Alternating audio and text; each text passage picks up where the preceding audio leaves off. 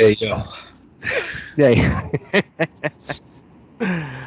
Ah, today we come together to go over, cover, and perform an autopsy on the 1995 Survivor Series. Yeah, I always enjoy. It's funny because the Survivor Series now doesn't seem that big of a deal to me, but it's like I like the early ones with the where it was like all the elimination Survivor Series matches and stuff. Yeah. But it's weird because as it goes on, I look at it like there's no stakes in these matches. It's just random heels and baby faces on teams thrown together. So I care less. But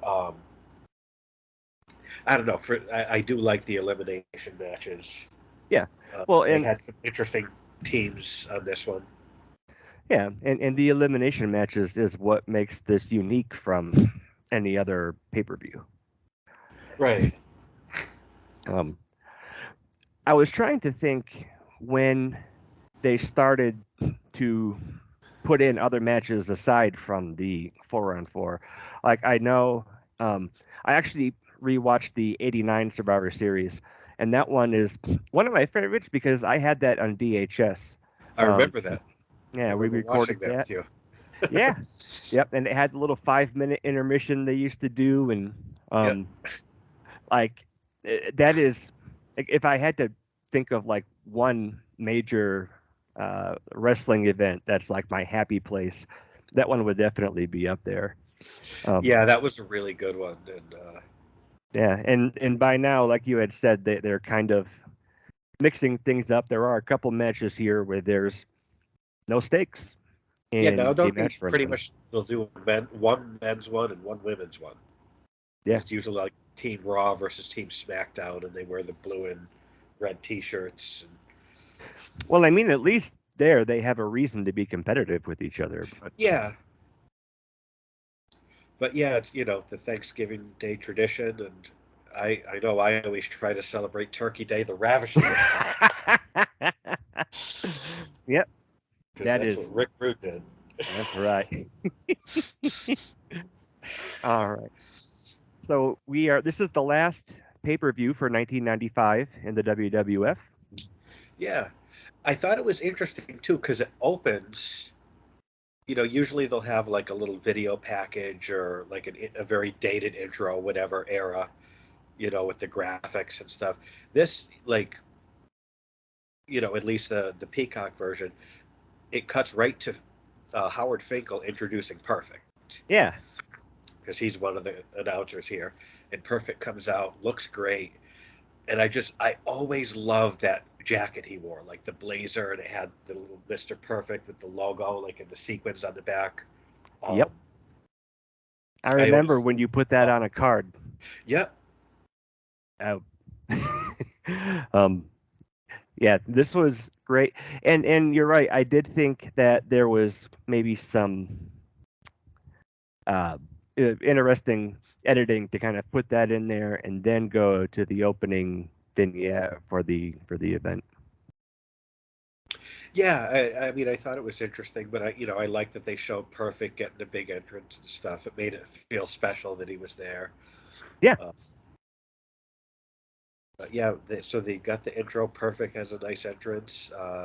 We've got Vince Perfect and Jim Ross on commentary. We yeah, talked a little bit when we covered the main event of this show. Um, I know neither of us are fond of the three-man announce team, but this worked. These three guys, I thought they did a good job throughout the whole night. absolutely. We are at the U.S. Air Arena in D.C. Yeah, and let's see, this was what was it, November 19th, 1995. There is almost 15,000 people in attendance, and yeah, the three-man commentary doesn't really work, and I'm sure we'll talk about it more as the event goes on, but um, th- this is, in my opinion, by far the uh, best and probably most productive commentary team that's had three guys on it. Like Yeah, and I think we talked about it. We discussed the main event, but Perfect is kind of hit or miss for me in commentary. There are times where I think he does a great job, and times where it just falls a little flat for me. But I like this. Um, yeah, Yeah. it worked. So it isn't shown. It's not shown on the Peacock version, but there was a opening dark match for the WWF Tag Team Championship. Okay, The Smoking Guns, the WWF Tag Team Champions, defeat uh, the Public Enemy. that's interesting. Yeah, That's a very interesting match. yeah, and I have to imagine the reason that was kept probably off TV had nothing to do with the Smoking Guns and everything to do with WWF maybe trying to vet Public Enemy before putting them on TV. That's actually very interesting because just last night, the next show we're covering is ECW Holiday Hell, which is the last show that we're covering in 1995, and it's about a month after this. And I was reviewing the matches on the show because I didn't remember why I chose to cover it. So I was scrolling through to remind myself of what was on the show. And the Public Enemy compete on that ECW show a month later. Um, Oh, so that's very interesting because I didn't know about this dark match. So yeah, apparently they didn't make the best impression. yeah. I can't imagine at this time in the WWF that their style is gonna really jive with anything the WWF was doing. No, And that's not a knock on the company or Public Enemy. It was just wrong they never people. really seemed to fit, because when they came in and like the first thing they did was piss off the APA Yeah. and got the shit beat out of them. And so, yeah, they never really seemed to fit the WWE mold. And Yeah. But they it did a little is, better in WCW for themselves. yeah. When they came in, what, maybe 97, I think, or something? 98, maybe? I don't remember. But Yeah. I think they were there. I want to say they were in WCW a little bit earlier than that, maybe. perhaps. I I'm know. not a big Public Enemy guy, so I'm not up on where they went and when and all that. But Yeah. Whenever I watch WCW, the only way I can gauge around what time the episode or the event is how their arena is set up. If they have like the straight blue aisle that goes from the back all the way to the ring, I think of like Ron Simmons, Vader, Cactus Jack, yeah, yeah, the Natural. yeah. But yeah, I don't know, there's actually quite a few things on here. I'll be pretty curious to kind of get your thoughts on. Um, Again, keeping the tag team champions off the card, well, off of the televised card is interesting. But then again, at the same time, every other tag team, like all two and a half of them, were Right. being used. Are in the Survivor Series elimination matches. So Yeah, that's why when you said there was a dark match for the tag titles, I was like, who the fuck was on it? Because I know um, the Body Donners are in matches. One of the Godwins is in one of the elimination matches. So, but I mean, they probably did it to just test out Public Enemy. I'm assuming. And, yeah. And again, I know we pretty routinely knock the tag team division, rightfully so. Um, but if you do want to test them out, I can't think of another tag team right like at this time that would be able to kind of put them uh, through the paces. And yeah. sorry, I have my laundry going, my bedding, and my cat is doing somersault and chasing his tail. Oh, okay. All right, so Excuse me. I apologize for being gross. no, that's not gross. I can send you pictures of what I've been hacking up if you'd like. It's pretty bad. Um, So they have before the first match, they do a video package, and we talked about this when we covered the main event of this show. Hyping up the main event, and it's just they do such a phenomenal job. The story leading up to Brett and Diesel. I mean, I don't Yep. want to go too much into it because we covered it at length last time, but they kind of do a couple things throughout the show that just really get you excited for this main event. Yep. And this is the third match that they have, right? This is their Yes. because they Yep. had Royal King of the Ring and Royal Rumble. Yeah. So this is like kind of the blow off match, and Yeah. yeah, they do just such the little vignettes and stuff are so good here. And I remember last week when we covered their match, we went through and rewatched these the promos they had building up to it, and up here, there were a couple of them, and every one was, I mean, it really kind of builds up the excitement. Like when I was covering the rest of the event last night, and it got to the main event, when Brett's music hit, even though I just watched this earlier that day, and we'd gone over it, I still kind of got a little, I don't know, like goosebumps. I was like, man, Yeah. this is a huge match for both of them, for the company, and yeah, just very happy and excited that we got to live through this. Yeah. So we have our opening match.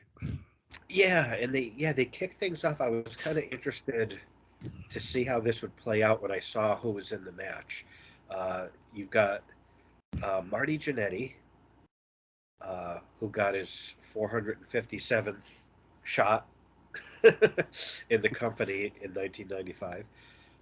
Marty Jannetty, Hakushi, Bob Holly, and Barry Horowitz, and um, they called this team the Underdogs.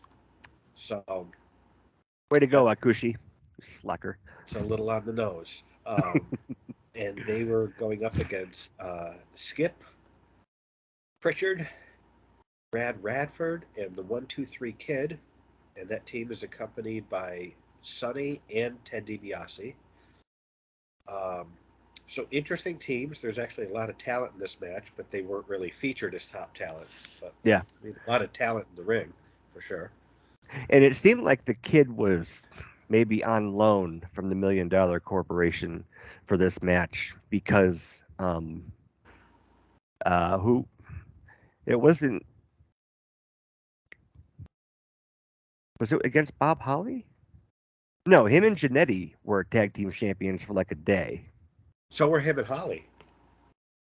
Him and Holly were Kid and Holly were very briefly as well. Oh, I think that was another one of those title reigns where it was like a 5 minute title reign. It was very, very brief. But yeah, so yeah. And so it seems like a little bit of a kid had kind of tested the water with a few people in here.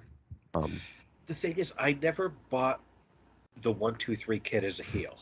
no, Not that he isn't good at being a heel. Like Six was a good heel in WCW. He was a fantastic heel. 123 Kid, I didn't buy him as a heel. no, And he's then a like he's too small. His style is too flashy that it's just people pop when they see him do his shit. Like, so I had a couple thoughts throughout this event about there were some heel turns for some people that were pretty significant for them at this time, and Kid came out to Ted DiBiase's theme, which is a great choice, but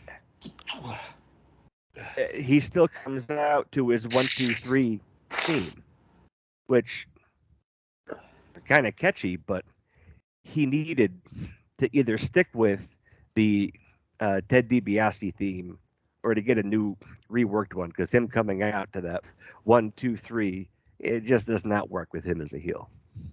no, it doesn't. And we've talked about this in, you know, early to mid '90s WWF, where it's just they were just putting random people with DiBiase that where it's like they just didn't know what to do with these people. It's like I'll put them with DiBiase, and it felt like that.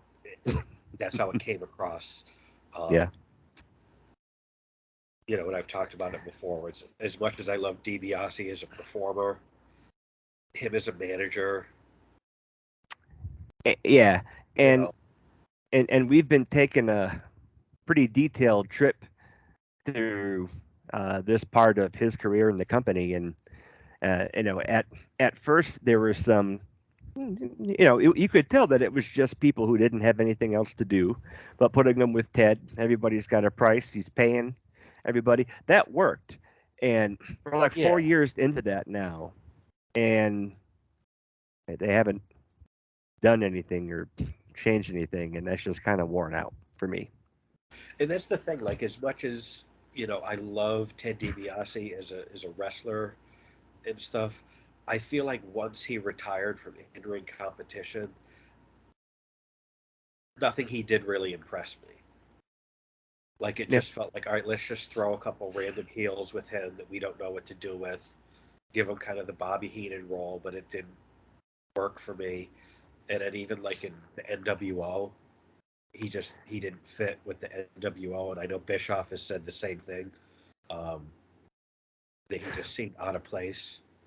yeah, and I think when they first brought him in, when there was a new member week after week, which was brilliant on their part, like that was cool. And then I can't remember him ever doing a promo in the NWO ever. No, yeah, I don't either. So like there was definitely, I think, some shock value having him show up on Nitro with everyone, and then what? uh, Yeah, Um, and that's the thing. Like he's a good mouthpiece, but like the NWO didn't need a mouthpiece. Hogan could talk. Nash could talk. Hall could talk.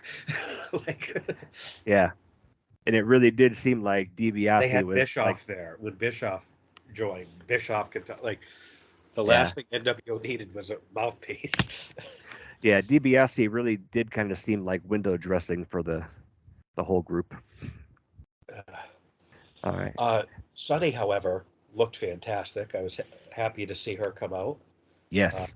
I always like how she kind of changed her outfits depending on who she was managing. Hmm? Whether it's And like LOD 2000 or wore the workout gear with the body Donna. She wore like the Daisy Dukes and the flannel with the Godwins. You know, yeah, um, yeah, she had personality, and I know recently we had talked about her role in the company, especially in contrast to Sable. Um, yeah, I think having her come out and like her performance at ringside was she she boosted everybody that she was with. Maybe not by a lot, but definitely something. yeah. Um, And she was very valuable because she was kind of like the first diva basically. Like she wasn't a yeah, wrestler, but like she would do interview segments or little vignettes or um, manager. She would do commentary. So she really you could kind of she wore a lot of hats um, and she had charisma. She could talk. yeah, She got the business and looked phenomenal. she did. And so we have her with Skip and Rad Radford, who I forgot existed. Yeah, it was weird looking at that where it's like Candido and Spicoli are gone. I was Yeah, thinking about that watching this. And and they were both both guys gone. that uh, very talented with a ton of potential that I don't think either one of them really fulfilled their potential to the fullest. Yeah, I completely agree. And it wasn't too long after this that they both would pass away too. Yeah.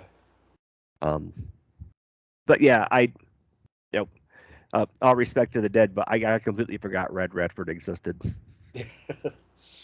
Um, and so they have the kid come out with DiBiase at the end, and prior to this, Kid's heel turn, he was a referee for a match between Psycho Sid and Razor Ramon, and Razor was getting Sid ready for the Razor's Edge, and Kid pulled him down.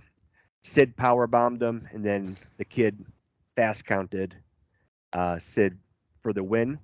And then, That was impressive. Razor getting set up for the Razor's Edge. That in itself was impressive. yeah, The big man to be holding up over your head. yep. And so that's what kind of led to this, because Razor Ramon is very upset, and Very so upset. yeah, and so once Kid gets to the ring, um, he he comes out, and there is, I mean, literally 15 guys trying to hold him back. All officials, referees, guys in suits, but there was seriously like a small little mob trying to hold him back. Yeah, Razor sold the shit out of how Yes, much he wanted to get a Kid, for sure. yeah. Um, and so that's kind of what leads us up to this match.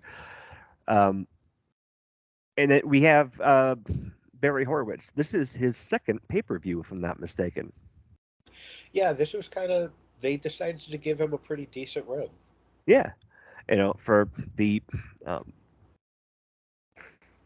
jobber to the stars forever, and so he is. Opposite Skip and the Body Donnas, Hakushi was having great matches with. I know he had a few with the Kid. I think he's most remembered for his matches with Brett. Yeah. Um, and he didn't have his manager, his associate. I can't remember his name at the moment. Is that Um, Kimchi? that's what I was thinking. But was he with Kimchi, or was Kimchi with Kamala? Kimchi was with Kamala, yeah. So Hakushi is on his own now. Yeah, Um, his stock dropped real fast. yes, and he's getting share. These underdogs, for better or worse, are um, pretty over with the crowd. Yeah. Um, And then you got Marty, who he's kind of one of those guys where it's like he was really fucking good. Like people, yes, he's kind of a punchline where it's like, oh, you're the Marty Jannetty of the team, and like people make jokes about that, but he was a super talented guy, yes, he and was. I think it was just he was hard to do business with, and like I feel bad that like he never really had a real good singles run that he Yeah, athletically was perfectly capable of having. I mean, he had a quick run with the IC title after the Rockers split. Him and Shawn had that phenomenal match on Raw. yes, Um, they sure did. But yeah, he I don't know. I had just gotten off work, and so after kind of getting my initial thoughts down, um, I was pretty tired and kind of cranky, and so I was like, this match on its face showcases a whole bunch of who cares coming down to the ring for me. yeah, I mean, that's like I said before. Like, there's a ton of talent in this match, but it's just the way they're featured is. I mean, one team is called the fucking underdog, so I mean, Yep. Um, and they're the underdogs to a team that has the body Donnas and Brad half. Radford, who I forgot how big Spicoli was. Like I Yeah. hadn't watched a match with him in a while. I forgot how big that guy was. Yep. And then you have half of the heavenly bodies. Yeah, And so, well, and at least he fit into the theme with the body Donnas, at least. yeah. Um, Because when I that think of great bodies, I think of Tom Pritchard. that dirty. I don't, anyway, what was going on? Um, I was just, like Holly. I just made a note how good Holly looked in the early moments of the match. Like he was just kind of on fire in the beginning. Like Yeah, we've kind of talked, and I'm sure we're going to continue to talk about just how good and underrated he was. Um, yeah, but I did notice on commentary, Vince and Perfect were putting over Sunny way more than the match. It was a lot of like Sunny likes what she sees, Sunny doesn't like what she sees. Like it was like they're not even calling the match. It's more about like what does Sunny think of what's happening in the match that we're not calling. Yeah. Um, but I mean, And up to this it's point, easy to be distracted by Sunny. So it is. And the opening match here is really just kind of priming the crowd and the audience, I think, for the rest of the event. So, um, I think that there's kind of two things at the same time.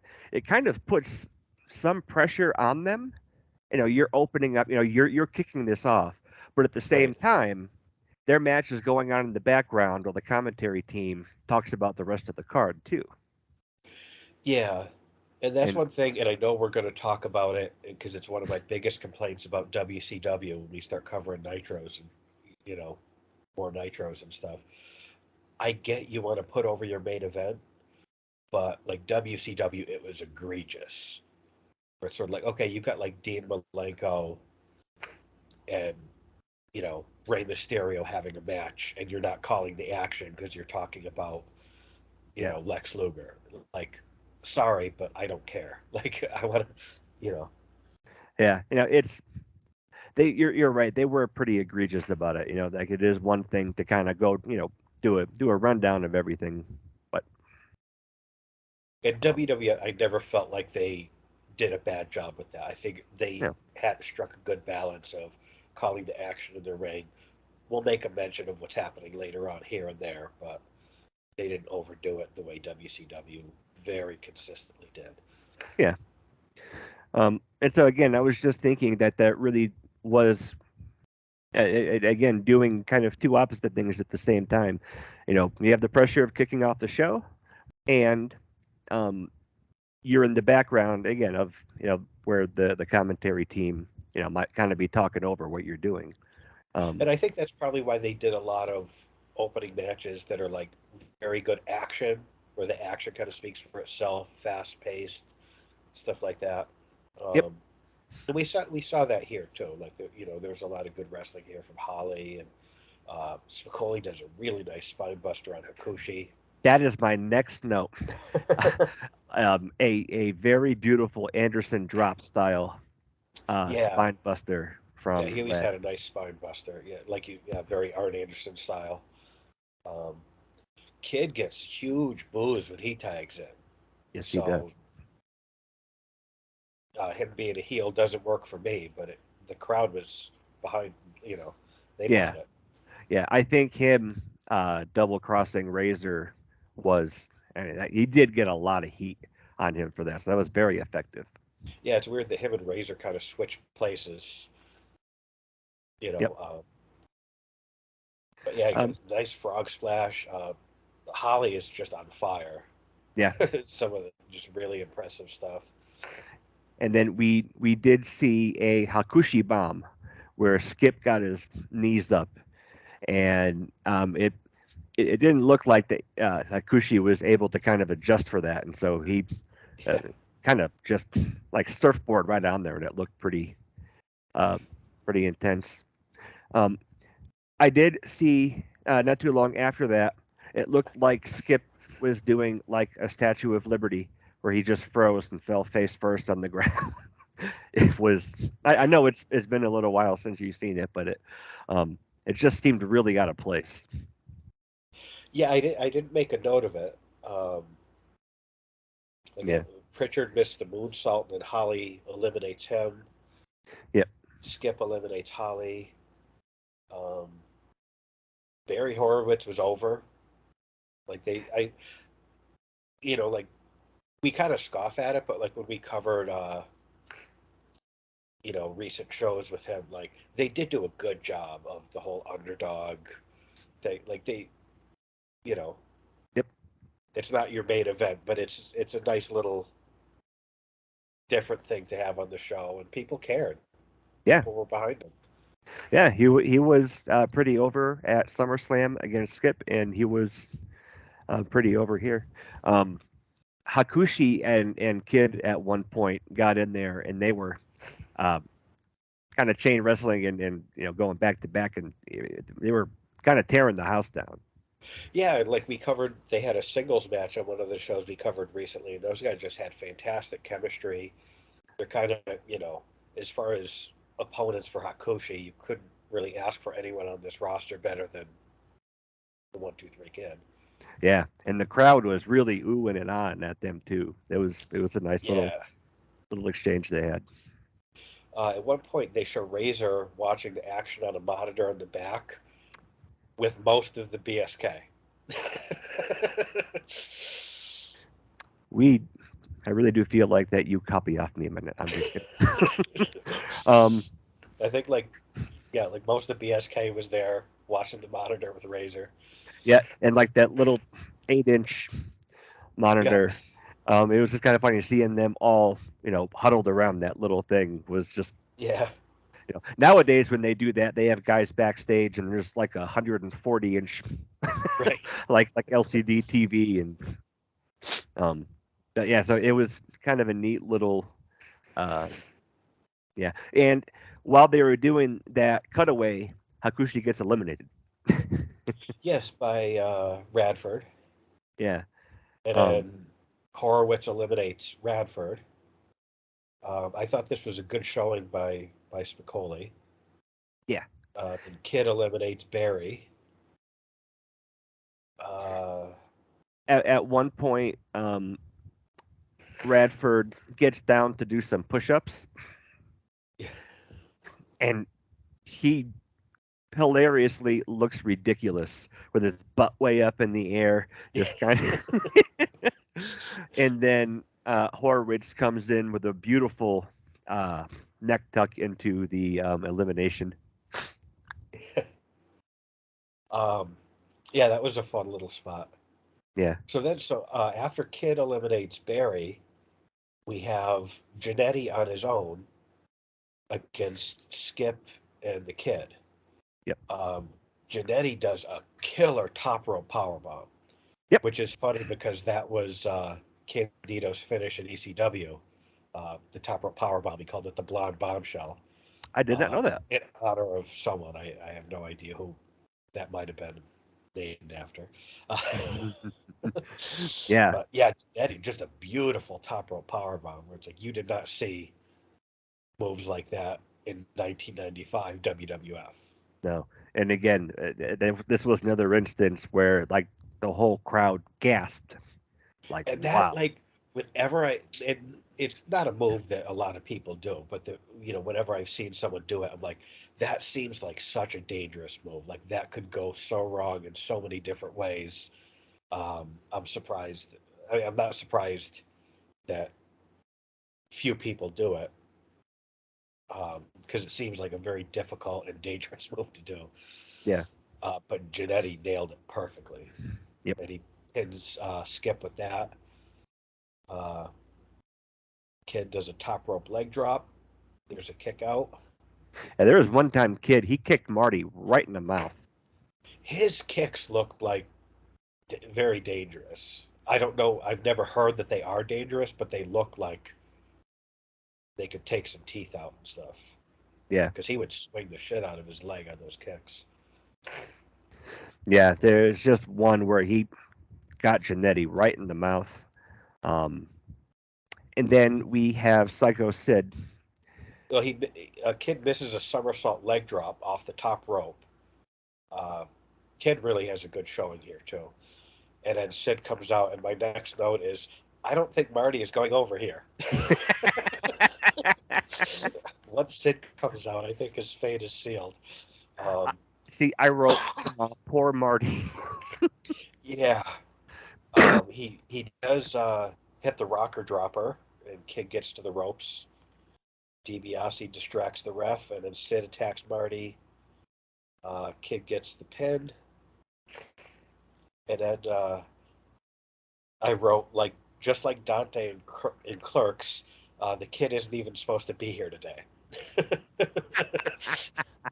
Well done. Yeah.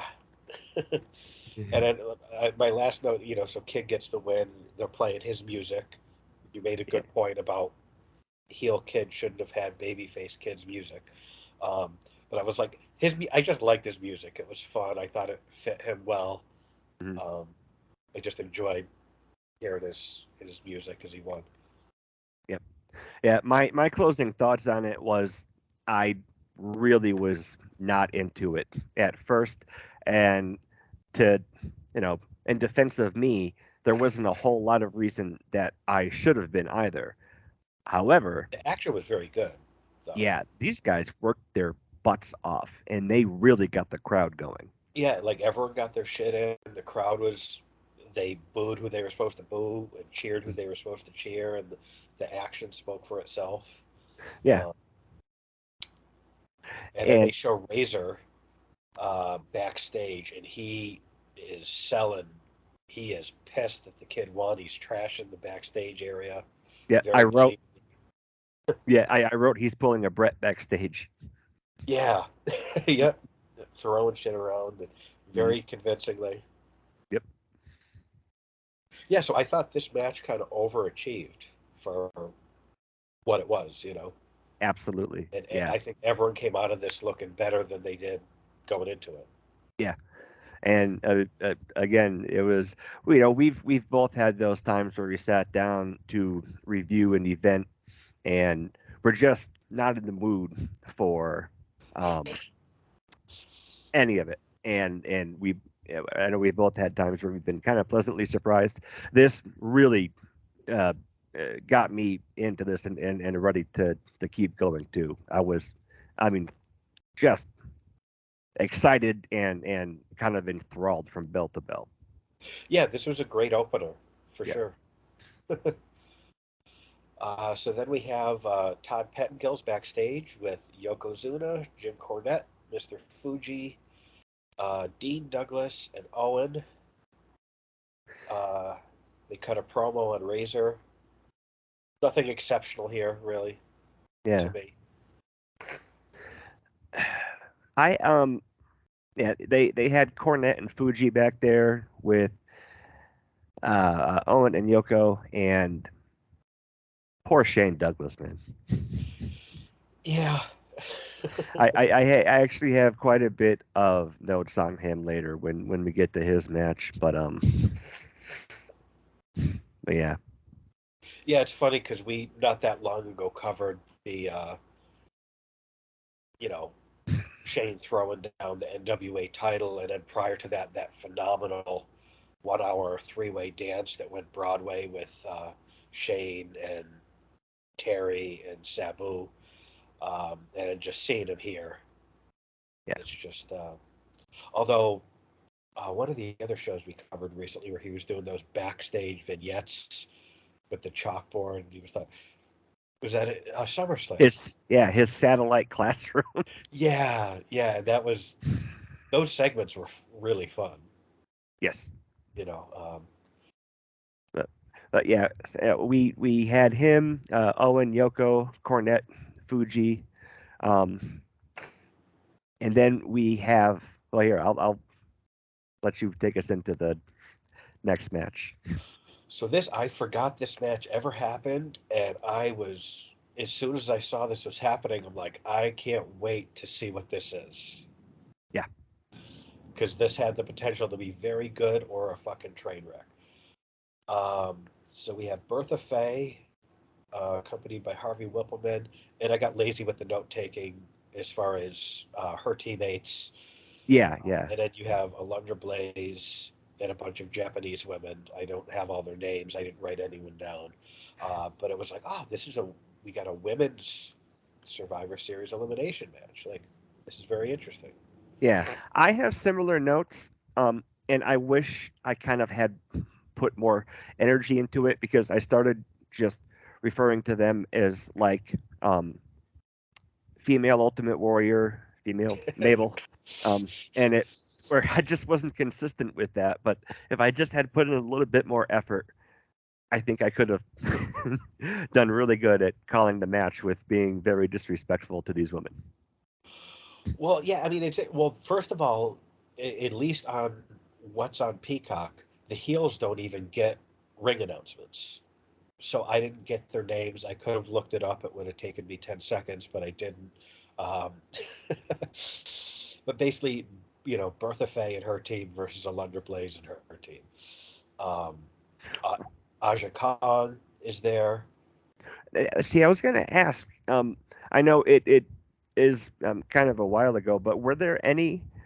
Did any of the Japanese women, were you familiar with them? Um, like before this? No, no, I apart from Aja Kong, no, I wasn't familiar with them. I don't really know much about Japanese women's wrestling in this era. Yeah, I kind of got into that more recently, so I know a bit more about kind of the current scene in Japanese women's wrestling. But gotcha. I really don't know much about, um, I know Bertha, Alundra, and Asha Kong. I don't really know the rest of the competitors. So I was really curious about this. I completely forgot that they had a women's elimination match in this era. Yeah, Um, it did not surprisingly they had to import most of the competitors from Japan. But fuck, the action was phenomenal in this match. yes, This was like this could go on today and fit right in with. This would actually be better than in women's wrestling is in a great place right now. Uh, but this, I was really impressed with the action here. yeah. Um, Vince was spouting his "never seen this before" line. Um, And as far as commentary goes, this was the match to have JR on the mic, on the headset, um, because he knew all of them, knew what their favorite color was, um, knew what kind of hairstyle they were wearing, um, and was able to keep right up with them. And it was impressive even for JR. Well, Um, that's the thing. Like, JR is really easy to poke fun at. I do think he's the greatest wrestling announcer of all time, I agree. but he's very easy to poke fun at. And then, But you cannot fault the guy. He always does his homework. yep. And matches like this, I mean, he doesn't miss a beat. He is in there, and it was like vintage JR. And this, kind of showcased, his. I don't want to say it like potential, but his um, ability as a play-by-play guy, and it was phenomenal keeping up. And there was a couple times where both Perfect and Vince would try to chime in, and JR would make sure that they were correct in what they were saying, and if not, he would kind of correct them to Yeah, kind of keep up. And so that was really cool. Right when he it, was kind of in like the Mike Tenay role, like with WCW. You know, especially with like a lot of the international talent and mm, cruiserweight talent. And then you had guys like Dusty and Larry Zabisco. They don't know what the fuck any of this is. They don't know the moves. So you got to have today in there where it's like, okay, get a guy who knows this shit that can enlighten the fans who are yep, also seeing this stuff for the first time. yep. you know, Yeah, once they started to come down to the ring and like it started off, I thought, and I wrote in my notes, these women are going to try and steal the show, and there's a really good chance that they are. yeah. I mean, the action here was just off the charts. I mean, they had everything. The high flying, lots of six suplexes, really stiff strikes. Yeah, Uh, kind of really what I love about Japanese wrestling is that kind of combination of yep, submission, great suplexes, mat wrestling, good high flying, stiff strike. And they had all that here. yep. And early on, we get the Sky Twister press. Thank you, JR, for helping me out with that. And again, there were so many, you know, gasps from the audience, good ones, just just being wowed by the action that all of them were putting on. Well, I mean, the action itself, it didn't matter who was doing this. people would react. And I think it speaks so highly of these people that the audience had no idea who most of these women were, Yep. but the action made them pop because it was that good. And the fact that it was coming from a bunch of women in 1995, and credit to them for putting this match on and letting them go out there and go, you know. Um, it's too bad there wasn't more of this, you know, a couple years later when the women, the divas, were kind of doing their thing. And you know, I'd much rather see this than like bra and panties matches. You know. Yeah. Yep. Um, at one point, Vince cuts to the Spanish announce people calling the mostly Japanese women elimination match, and I could hear the smile on Vince's face, like, "Look how diverse we are. Here's all the un-Americans right here." Uh, um, I'm glad Tito got a job. yeah. So, really great showing from Aja Kong. She fucking steamrolled through everyone with super believable offense. Um, Yeah. it ends up coming down to 3-on-1 against Medusa. I gotta say, out of everyone in this match, as much as I like her, Alundra Blaze, she slipped up a couple times. Her She did. timing wasn't great here. She was kind of the least impressive in this match, which is saying something because I like her a lot, but Yeah. she There. wasn't her best here. No. Um, I think also not being able to readily identify who was who in the ring. Um, I didn't have a whole lot of notes on the action. There was one point where there was like a double air to air body with the tiniest woman in the ring against one of the larger women, and she just bounced off. I mean, that's like bouncing a tennis ball off a wall. Yeah, It was impressive, but it was also pretty hysterical too. Um, yeah, and then when we are getting down to the 3-on-1, there it looked like there were back to back botched eliminations as well. yeah. Like Alundra couldn't get the power bomb. She turns it into a pile driver. Um, you know, of course, there had to be kind of the requisite, you know, fat and ugly jokes, uh, which doesn't age well. Um, No, there's a botched German suplex that gets eliminates Bertha, and we get Blaze versus Kong. Um, JR says martial arts about 90 times mhm. in this match. Everything is martial arts. Yeah. Um, there's this, yeah, spinning back fist takes out Blaze. That didn't look fun to take. No, She looks like she laid that shit in. yeah, Um, um, I feel like everyone was flawless here except Alundra Blaze. yeah. There was one point, jumping back to the commentary for a minute. Perfect asks if this is the first ever women's elimination match, and Vince didn't have an answer, and then like a minute later, Jr. I don't want to say that like he corrected Mr. Perfect, but I think he answered him and said that the Jumping Bomb Angels were in the That's right. 1987 uh, Yeah. there. Um, Yeah, again, which is, I wondered the same thing, and I was glad that he gave me that answer. yep, I know sometimes, you know, we can poke fun at JR for giving us information we don't want or need. But that I was wondering the same thing when I saw this, and so I'm glad that he told us. yeah. Um, I did kind of wonder if the is again there was like a couple pins that led to eliminations or not eliminations. And then, too, what was supposed to be an elimination. I just had to wonder if maybe there was a language barrier. And I definitely did see Alundra just have some pretty bad timing.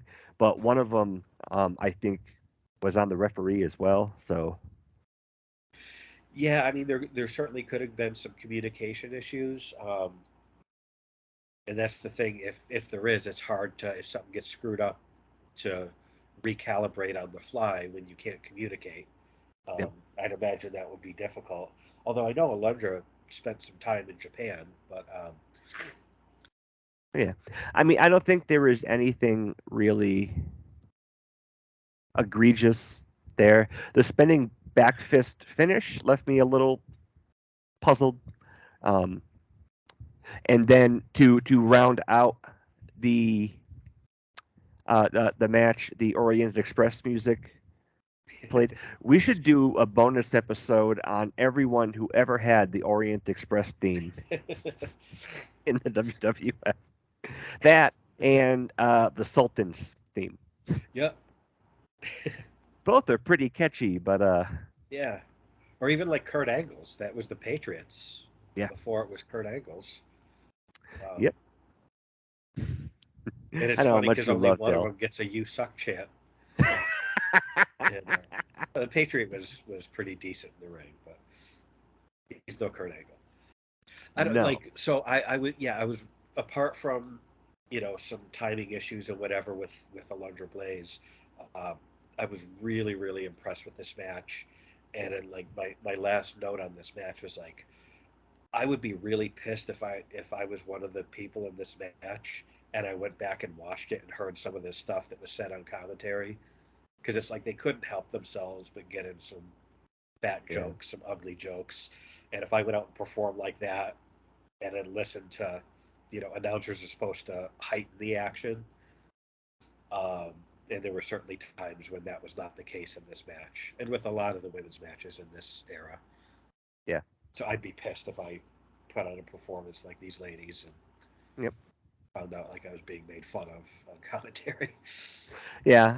I wouldn't be horribly horribly impressed with that, or happy with that rather. Yeah. So then, changing gears, uh, Todd Pettengill is in the crowd interviewing a Bill Clinton impersonator. We had seen this Clinton impersonator before. Um, so he's interviewing the Clinton impersonator. Bam Bam Bigelow makes his entrance, and the pyro uh, is loud and explosive. And they do a little thing where Clinton and the fake Secret Service people act alarmed. I'm like, okay, great, fake presidential assassination humor. Uh, I did get a little bit of a chuckle out of that. yeah, I mean, I guess they went back to the well far too often with the Clinton thing Well, on this show.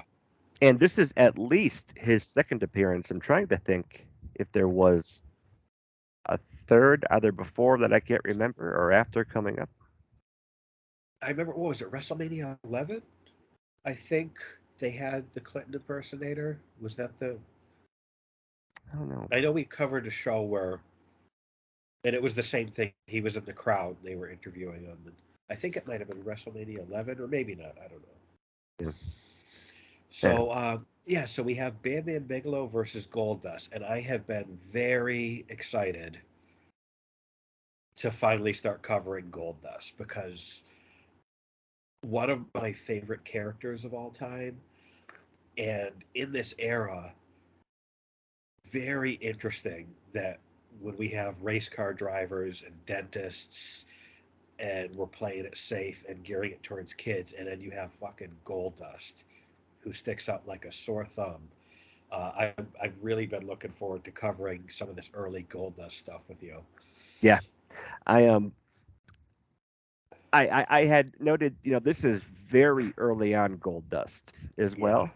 Um, and I could tell that, this was going to be a treat to watch. He didn't even have Marlena yet. right. And his entrance, his theme looped twice. Yeah, yeah, Like there was the lights, and they actually went up, and you could see like where they opened up whatever was holding the gold dust right when he yeah. came out from the curtain. And then when he got to the ring, they did it again. Um, Yeah, I and noticed it was a long entrance, and I noticed they looped his theme. yeah, and I'm not complaining about that. I it very very catchy theme, and there was a lot of talk um uh, um uh, about the Gold Dust character between all three guys. You know, they were, is he's an impressive performer, but he's kind of bizarre. The bizarre stuff that Vince was always beating us over the head with. Yeah. Um, Well, I think he was so different, and I noticed it in this match. The crowd did not know what to make of Goldust, and I yep. think that long entrance was probably by design so that the announcers could try to explain what the fuck we were seeing, because he was so like I felt like Goldust was maybe 3 years ahead of its time. If he debuted like the original incarnation of Goldust, if he debuted in 98, I feel like he probably would have had more success and people would have accepted it more. Yeah. Yeah. They really did kind of have a neat situation where, I know if it were a couple of years before, this wouldn't have worked in the crowd. No. Um, but again, they really didn't know what to make of him, and so I think that gave, the WWF and Dustin a pretty unique opportunity to kind of go out there and capture everyone's attention, but really let you craft who this person is supposed to be to see if it'll fly or not. Yeah, and like again, I just think it's so strange that at this time, this is when Goldust debuts. Because Yeah, I don't think it can be stated enough how different he was for this era. And he's one of my favorite characters of all time. And I know it's often said about someone like The Undertaker, where no one else could have done that gimmick. If you gave that gimmick to anyone else, it would have failed or fizzled out in 6 months. And that's yep, true. And I feel like Goldust doesn't get enough credit for, I can't imagine anyone else being Goldust. And I know he said it took him a while. I've heard interviews with him and stuff where he didn't know how to do this at first.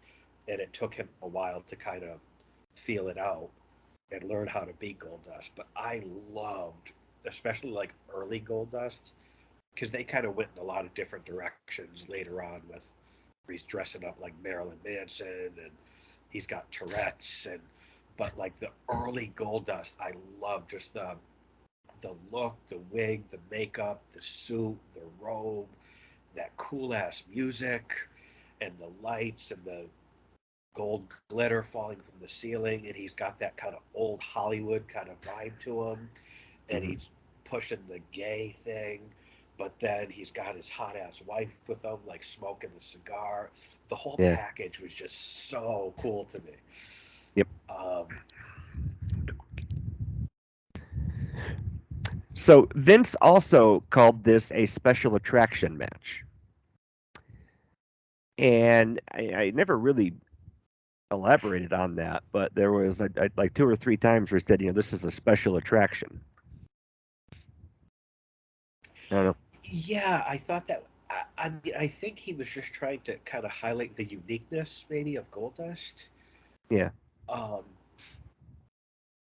I I don't don't know. know, and it's weird because like Goldust was like very original, but hmm also played on this sort of thing had been done before, like someone like Adrian Street.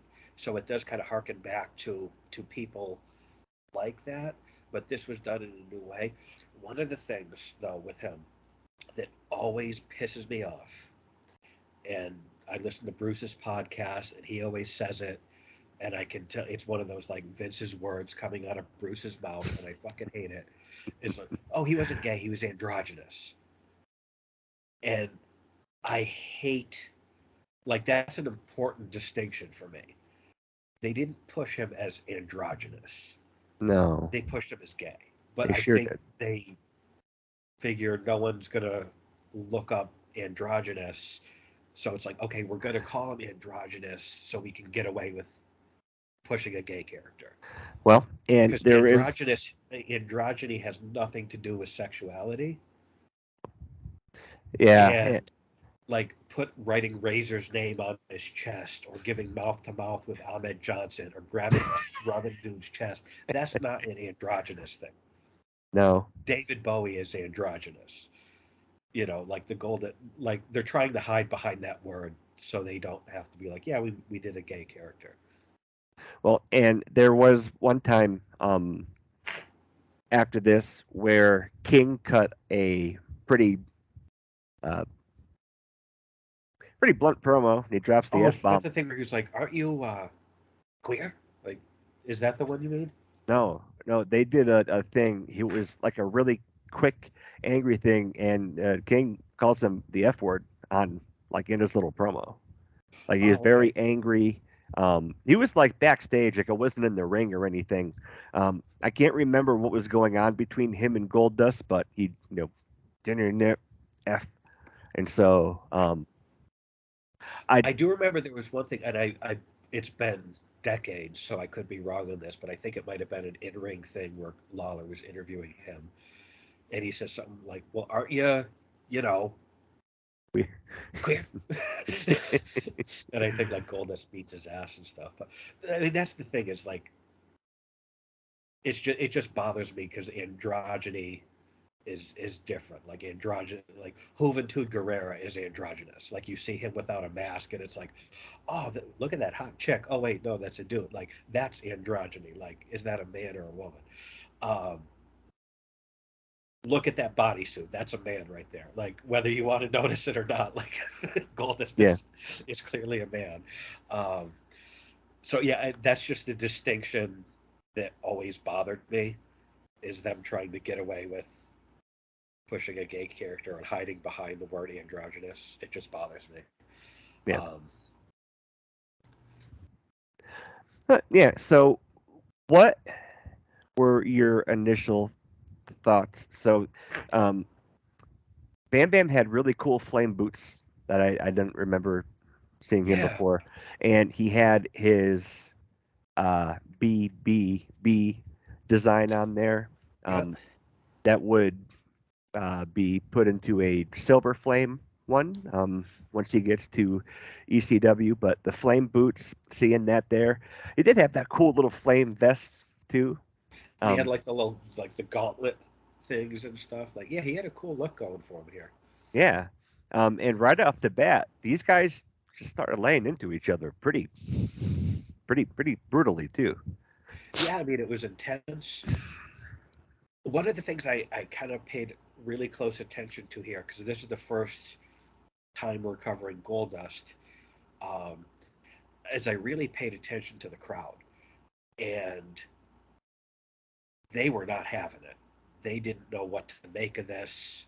They just seemed confused. Like it wasn't like, oh, boo, we don't like you, boo, or we like you. It was just, what are we seeing? Who is this dude? What is his deal? They just seemed confused, um, which I don't know if that's what they were going for. Um, Yeah. is confusion. Well, and yeah, and I know we had kind of just gone over that too, but there wasn't like there really wasn't a story building up to this match. And I don't have very many nitpicky complaints either, but I also don't think there was a great story being told with the match. And I think a lot of Yeah, this was maybe a chance for the commentary guys to kind of give their take and maybe educate the pay-per-view crowd a little bit, inform them. Um, yeah. I mean, and maybe this was just because I don't recall any storyline building up to this match. I think this was just throw Goldust out there and see what kind of reaction he gets. I feel like that's kind of what this was. I don't know that's the case, but that's what it felt like to me. It's like see what the crowd thinks of this dude. Just throw him out there. Yeah. Um, but I mean, the match itself was good. I mean, we got two pros here who are super talented. Goldust kind of took most of this match. Yeah. Um, his punches always looked so stiff. He had really good punches. Um, but yeah, I mean, they got a decent amount of time here to go out and kind of introduce Goldust to people and show him what he could do. Like I said, Goldust had most of the offense here. He ends He, up getting pinned with a running bulldog. yeah. No, no curtain call. Bulldog for the win. Yeah, I don't know if he could do that on Bam I Bam. don't think so. um, but the crowd was very like after the match, the crowd was silent. I really think they just did not know what to make of this guy, and I don't know if they had done any of the vignettes because I know Goldust had some very cool vignettes, but I remember Marlena being in them, so I don't know if they had even Yeah. done any of the vignettes yet. Because I remember I with like they do the vignettes, and again they had that very old Hollywood kind of theme to them, and Marlena was in the director's chair. Um, they were really well done, but I don't know if they had done anything like that to kind of prepare the crowd for what no. this guy's about. Yeah, like before the match, he had what is by Gold Dust standards kind of a little uh, bland, um, uh, confusing uh, little interview or little promo that he did. Um, it wasn't bad, but again, it didn't really give any information as to who he is, what he's trying to accomplish. Um, it really was just him being bizarre in a great way. I mean that as a compliment. Yeah, well, I've heard Goldust in interviews and stuff say that it took him a while to get the feel of who Goldust was and how to portray it. I don't even know if Vince had it all fleshed out yet at this point. I think everyone was trying to figure out how to do this and what it was. That's just the feeling I get. That could be incorrect. I don't know, Yeah. but I mean, nice little match, and excited to see Gold Dust, and um, I look forward to covering a lot more of his stuff as kind of the character evolves and stuff. Yeah. All right. And so uh, we we go back to what did we have here? Todd Todd Pettengill Pettengill, Bill with Clinton. Bill Clinton and Bob Backlund. Yeah. Um, when I saw that Backlund was there, because he was doing the whole political thing and stuff at this point, so I was like, okay, this could be fun. Um, but Backlund and this Clinton impersonator really didn't have. They had like zero chemistry together, and Yeah. their kind of back and forth seemed very clumsy to me. It just didn't work for me. Yeah. And Bob, just a pro through and through, always. Yeah. Like I was trying to think when I was watching this if I've ever seen him not be Mr. Backlund and how I'd react to it. I don't know. Well, I recently read his autobiography. Bob Backlund? Yeah. Yep. Oh, And it reminded me a little bit of Brett's book, where it was just sort of like, okay, so he has a photographic memory. Like it was a large book, and it's like, okay, he remembers every single thing that's ever happened in his life and his career. Like Brett. Like Brett is like, it's like an encyclopedia of his life, which I like. yeah. I like all that detail. But yeah, it was definitely a good read and kind of a nice glimpse into the era that he was on top. It was pretty cool. Yeah. Um, I did enjoy Bob again. Like I think you're right there. There wasn't a whole lot of chemistry, but again, eh, Bob, came from an era where you were kayfabe and in character 24/7. You know, Yeah. you didn't go through the drive-through at McDonald's without being in character back then. And that type of dedication really kind of shines through. And again, I know I've gone on about this at length, but just being able to appreciate that and see that dedication in his craft when he was in that program with Brett is just very impressive. Well, and I think he got to kind of stretch his legs in a way he didn't in his first run when he, his gimmick was I'm the all-American babyface, I'm a legit athlete and tough guy, I'm a good guy, you know, rah rah go America, you know, which was who he was. That's like actually who he was. So he could be in character all the time because that's who he was. Um, and then so here it was like he got to kind of stretch his legs and play more of a character and just total commitment. We've mentioned that every time we've covered anything with Backlund in this run. Yeah. Yeah. So up next, we have a video package uh, talking about the Undertaker Mabel feud. Uh, they talk about basically Mabel breaking Taker's face. Yeah. Another top caliber opponent for Taker. That's been a very consistent theme in all these shows we've covered. um, so we have the Royals, which is Jerry Lawler, Hunter Hearst Helmsley, Isaac Yankem, and Mabel versus the team of the Dark Side.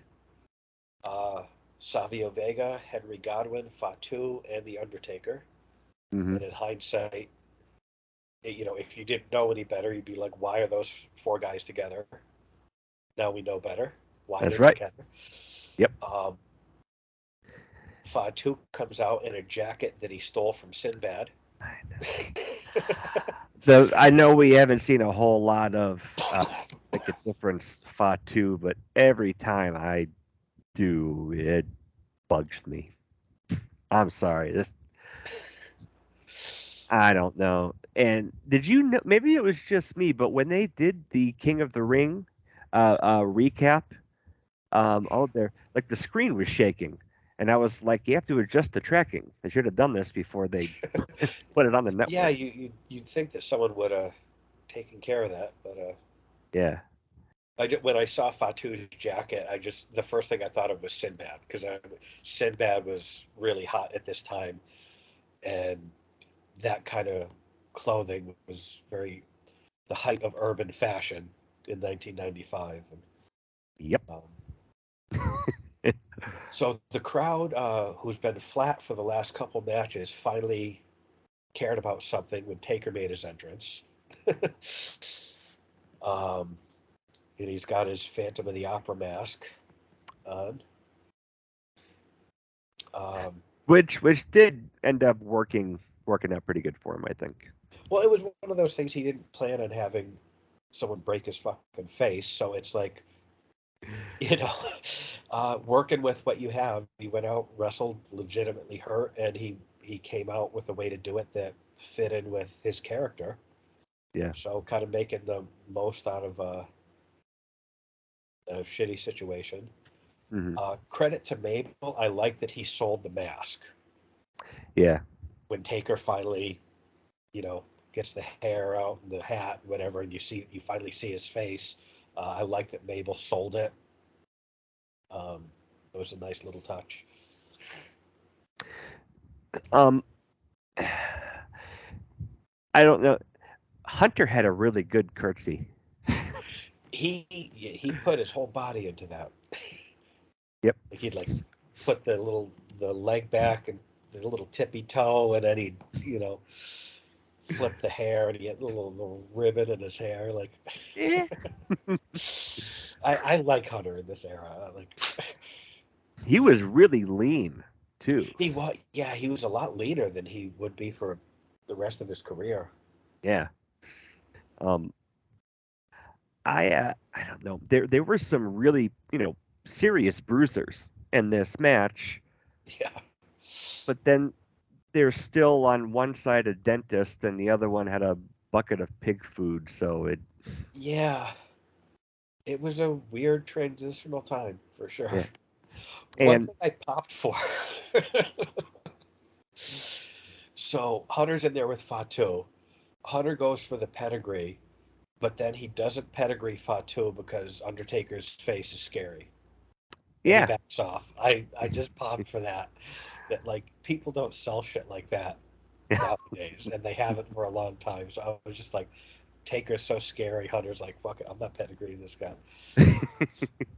I popped for that. yeah. Um, I also noticed, and maybe this is where I'm gonna dive into my nitpickiness. Yeah. Um, Mo was wearing a plaid shirt, and I thought he was supposed to be the herald for King Mabel. Um, It was a bit out of place.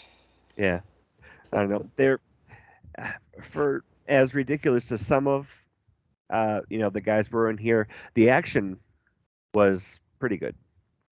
Yeah, this was a pretty solid match. I did make a note that Isaac Yankem looked like he put on about 20 pounds of muscle since the last show we covered with him in Yeah. it. Like he looked like he grew. uh,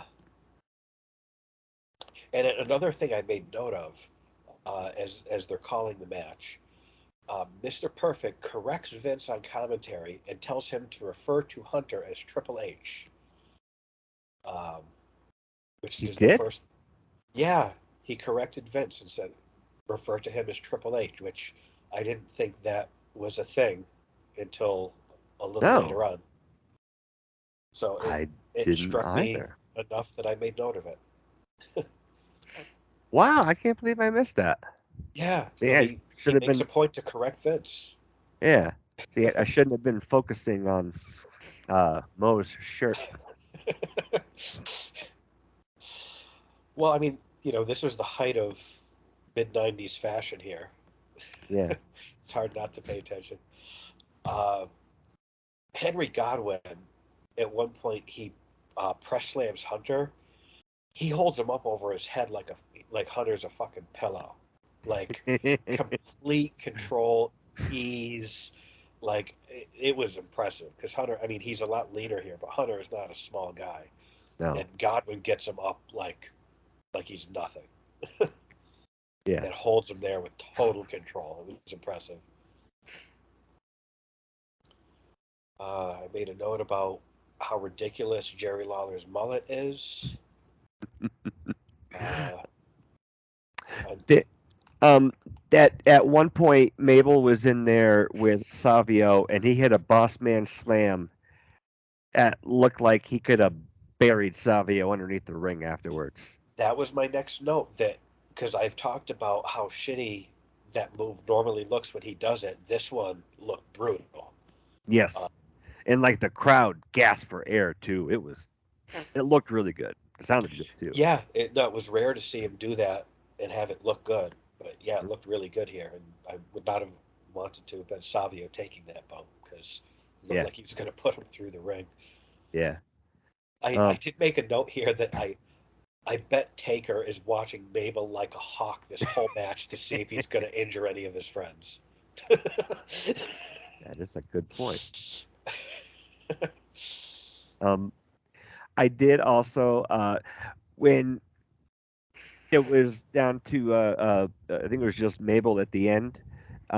They kind of started to do a repeat from King of the Ring, where Mabel does the same move on the Taker to crack his face open, um, and then like a minute later, Taker just sits up, and Yeah, Mabel reacts like Yokozuna did for the casket.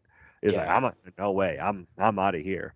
And so I did I did like that. I did. I thought that was kind of clever, and it came off really well. I think.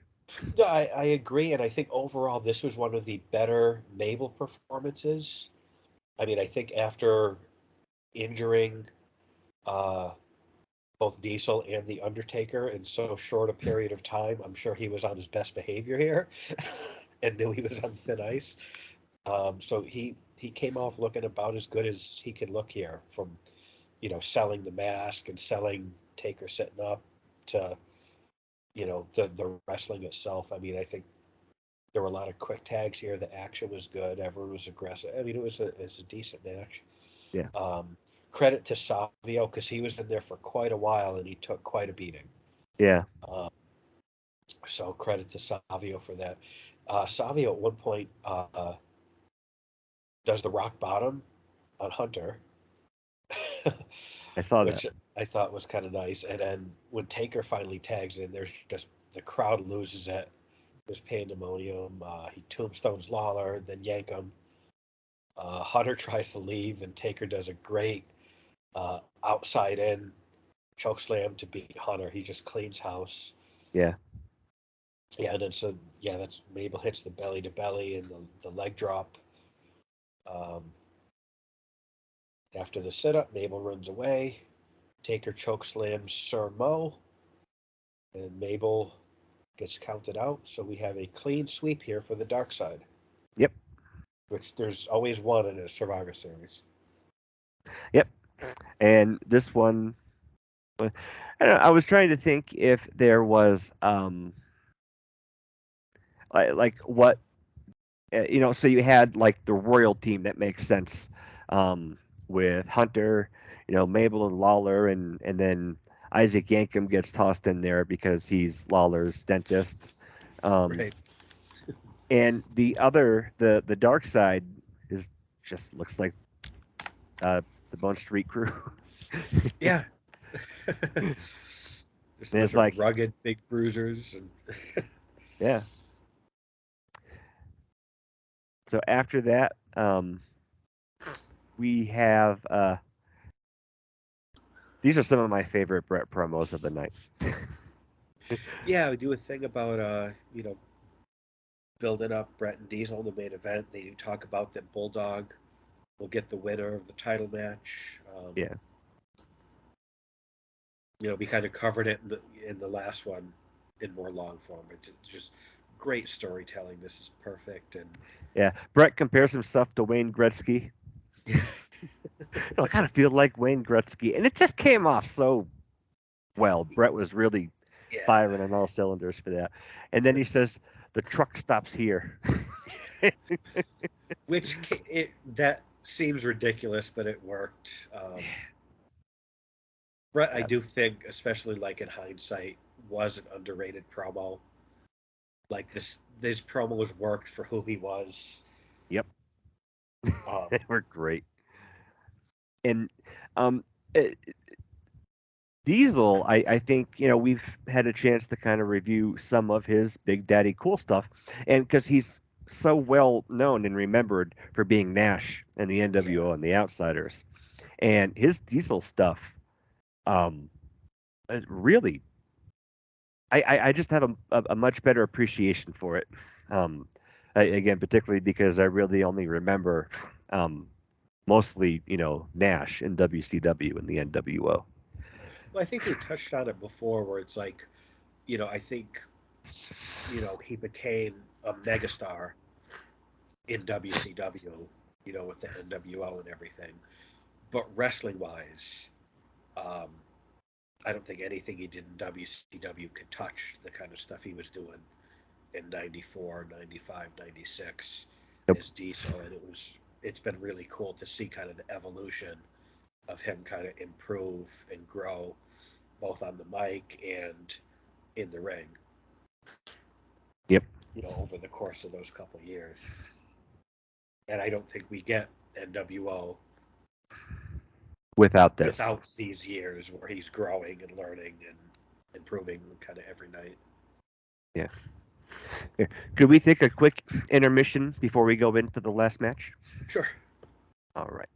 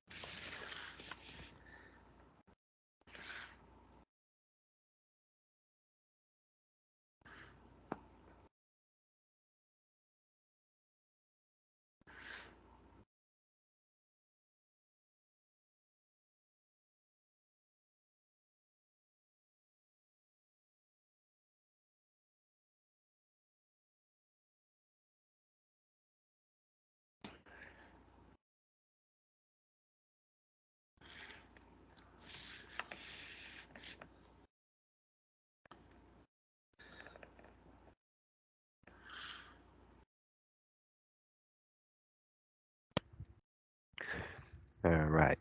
Thank you for that. Oh, no problem. I took a bathroom break as well. All right. So now we are going to get into, I guess, what would be the main event of this episode for us. Yeah, they have a little thing backstage. Pettengill is with Ted DiBiase, Jim Cornette, Sid, and Davey Boy Smith. I just made kind of another note. We've already touched upon it, how DiBiase just kind of manages every directionless heel year after year. Um, Yeah, this was built as the wild Wild card card. match. Yeah, and I was a bit confused as to what exactly that meant. Um, they didn't really explain it satisfactorily to uh, to me, at least, in this thing. Yep. And then just out of nowhere, Shawn Michaels and Ahmed Johnson show up. Yeah. So this whole little segment was kind of a bit confusing to me. I'm like, what's happening? Yeah. Um, And like my initial thoughts were, um, you know, like there's the wild card match, the underdog match, and it's like how yeah, disrespectful is this to like your mid to upper mid carders? right. Um, and so, however, with this, just like in the underdog match, you know, these guys show up and try to steal the show and bring the house down. And I think they very much so succeed in this episode or this match rather. Yeah, and this was a weird match. I mean, I guess wild card basically means they're throwing heels and baby faces on the same team just randomly, but they didn't really explain that. Yeah. So we have Yokozuna accompanied by Mr. Fuji, Owen, uh, Dean Douglas, and Razor Ramon versus the team of the British Bulldog with Jim Cornette, Sid along with DiBiase, Ahmed Johnson, and Shawn Michaels. Yeah. So we've got Um, like heels and baby faces and rivals teaming together. I guess that's what wild card means. yeah. Um, when Douglas was introduced, he was introduced as the Dean, Dean Douglas, and I had to stop and think: is he the Dean, Dean Douglas, or is he just Dean Douglas? Right. And then I thought, I don't think even he cared. Um, I don't think he cared, but I yeah. don't think the company cared either, which No, was I don't think they did. that's bad on them, truly. So I feel like this is our first time seeing Ahmed Johnson in the shows that we've been covering. I suppose we should probably discuss Ahmed. Um, Guy looked great, Yeah, big jacked up scary dude. dude. Yeah, scary dude. I could certainly see why, if I had a wrestling company and that guy showed up to my office, I would have big plans for him too. And they certainly tried. He looked great. Yeah, Um, and he was pretty athletic. He moved well for a yeah, guy as thick as he was. yeah, yeah. Um, And I know it's really easy now with the at being able to just pull up YouTube and listen to every hot take everyone has ever done on any wrestler ever, from yeah, promoters, wrestlers, managers, any fan with a webcam, yep. includes us. um, and I can definitely see now in ways that I couldn't back then. Um, he definitely looked the part. This was not the guy. This guy, I've heard a lot of stuff about how he hurt people. He was dancing. I know him and Ron Simmons didn't get along, and No, I don't, I can't remember hearing anyone else ever say that Ron just did not like this guy. Ron Right. was, I mean, just universally loved, appreciated, was great. And Ahmed is the only person I've ever heard that got on his bad side. So And you I think about can, how many people that Ron Simmons mentored and guided, you know, D'Lo Brown, Kama, The Rock, yeah, Mark Henry, like world champions, Hall of Famers. Um, yeah, and so, yeah, for, you know, him to have the opinions that he has about Ahmed, it's justified. I've heard all sorts yeah, of things about how difficult he was to work with. You talked about hurting people. Um, and I believe he kind of had that like warrior thing where he felt like he was immediately owed something by the wrestling business that he yeah, hadn't earned. I cannot at all fault Vince for trying to push this guy to the moon yeah, because I would do the same thing. yep. The guy could not cut a promo. You could never understand a word that came out of his mouth. But I mean, He did have that look, and I have, it very intense too. yeah, yeah. I mean, there's definitely like uh, that it factor, I guess, for lack of a better term. He definitely had it. He had something, and Oh, sure.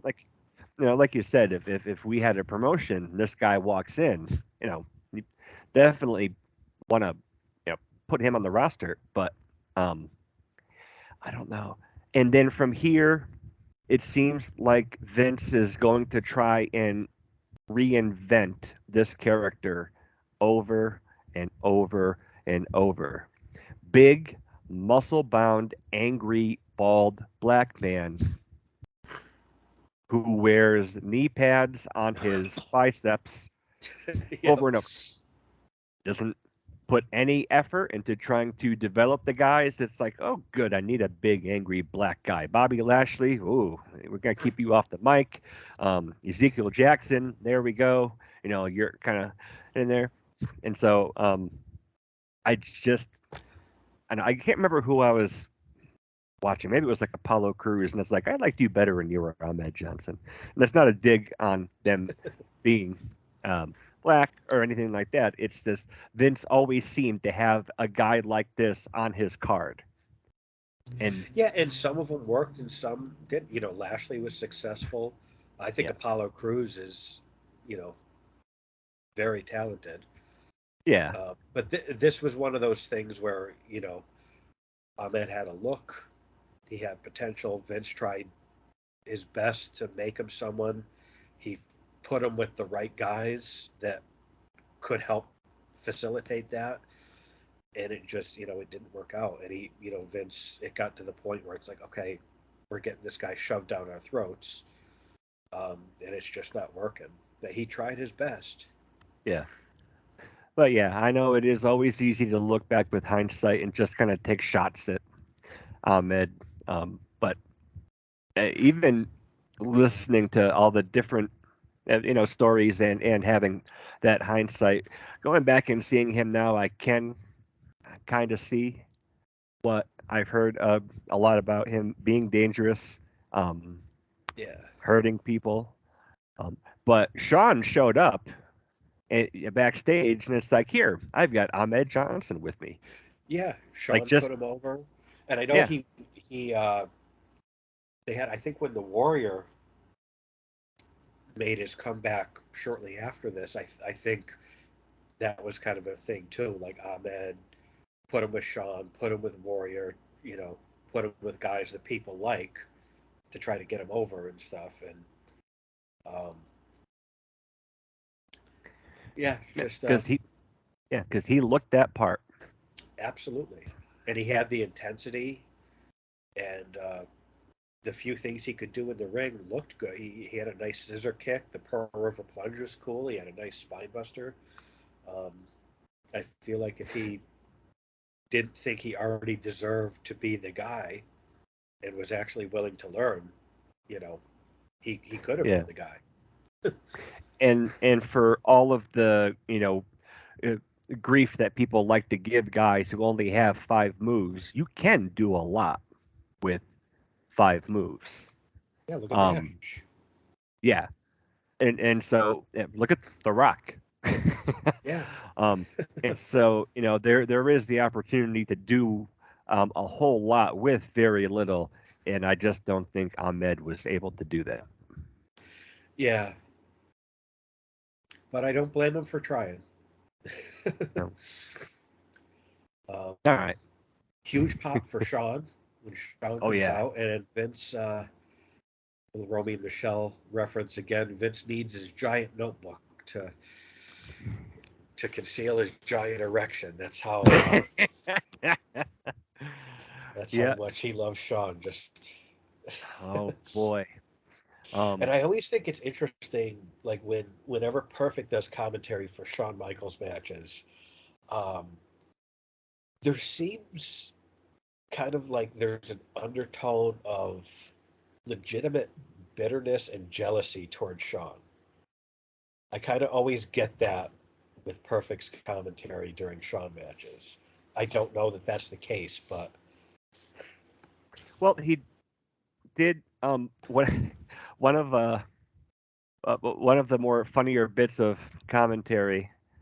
Welcome back to Syracuse, Sean. yeah, yeah, yeah. After he was I didn't getting, know.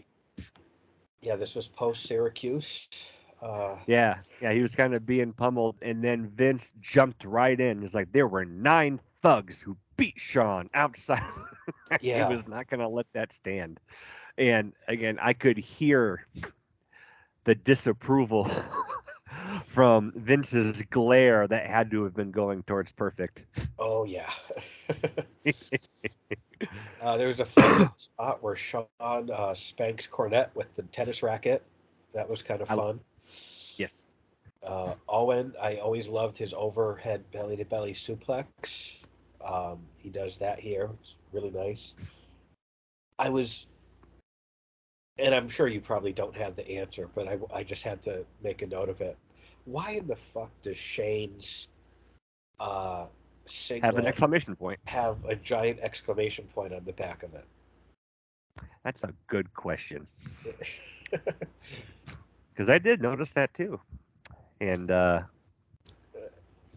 was a bit quizzical. yeah, it's like, what are we missing here? Longer legs? No. I know. Punctuation Yeah. down your whole back. That'll get you over. Uh, Uh, yeah. so they have some tension between Douglas and Razor, who are teammates here.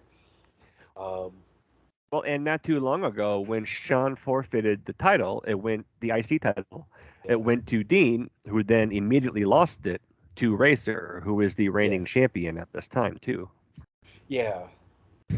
I always wondered why they did that. It's like if you're just going to give it to someone, you want it to go to Razor. Just I don't have a tournament or have him beat Douglas or I don't know why they gave it to him without him winning it and it immediately took it off him. I don't think he was very well liked. Again, like I've said this before, and I truly do believe it. I don't think the clique was any more or any less political than any other guys who are renowned for it backstage. Hogan, Nash in WCW, Brett and the Hart Foundation. I don't think that the clique did anything that those other guys did or didn't do. Um, I think that there were guys like Shane who might have just kind of been the wrong guy at the wrong place at the wrong time. And Well, I don't know if you've ever seen Shane in any kind of shoot interview talk about the click, but he's a big fan. yeah, he a lot of nice things to say about Sean in particular. Yeah. I can kind of see his gripes with Sean as being, you know, legitimate. Um, Well, it's so I'm interesting not too because trying you to hear just like these like clicks. Oh, sorry. no, I was just gonna say like I'm not trying to just like give a pass, but when they say why did they have Razor just take the belt right off of Dean Douglas? What is he doing there? And I think they were trying to keep that prop, with them. Well, it's funny you hear these like click stories, all these horror stories from people, and there's a lot of outspoken people like Bam Bam and Shane Douglas and Bob Holly that have these horror stories. And it's funny because it's like depending on what click member you ask and what mood they're in when you ask them, stuff did or didn't happen. Like I remember um, hearing about how brutal that they were to Candido, Yeah. and Sean was fucking Sonny at the time, which I mean I think that's kind of just out there now. Um, and Sean was having his sunny days, and they were brutal to Candido. And it's funny because I remember I've never heard Sean talk about it. I've never heard Sean talk at all about his thing with Sonny, No. um, which I'd be curious to hear what he would say about that now that he's being a bit more honest. But like I remember seeing Nash was asked about that. And he was like, "We never had anything to do with Chris. I don't recall us ever doing anything with him." And then I remember seeing Scott Hall in a separate thing get asked about that, and he almost broke down in tears, being like, "We were really bad to him. I feel bad how Oh. brutal we were to him." And Nash was like, "I have no idea what anyone is talking about." And Hall almost broke down in tears when questioned about the same thing. So, Yeah. I think most shoot interviews are more for entertainment instead of yeah, informational. This is, you said, depending on who you're asking and what day of the week it is. So, yeah. So, but yeah, so Razor causes Sean to beat Dean. well, and one of the things is so they had Sean and Owen start it right off, and I thought to myself, well, there are a lot of good pairings you could do here, but Sean and Owen couldn't have started this match off any better. Yeah, and those two have had a number of matches, and those guys always had phenomenal chemistry, um, Yeah, styles that are very, very compatible. yeah, and I had a thought that I wanted to bring up. Do you think that Sean and Owen could have had a similar program the way Brett and Owen did, or that Sean and Razor did?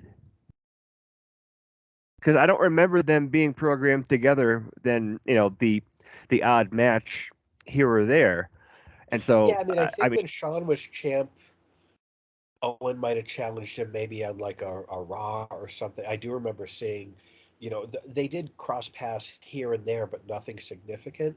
I mean, I think absolutely they could have had 5-star matches if they had like a real program that went on for a while and stuff. I think it would have been phenomenal.